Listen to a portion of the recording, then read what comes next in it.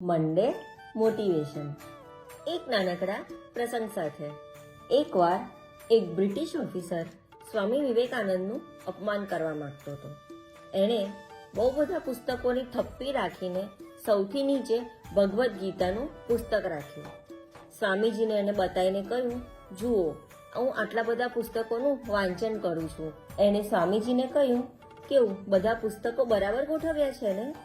એ સ્વામીજીનું અપમાન કરવા માંગતો હતો. એટલે સ્વામીજીએ બિલકુલ ગુસ્સે થયા વગર જવાબ આપ્યો કે હા, તમે બરાબર ગોઠવ્યા છે.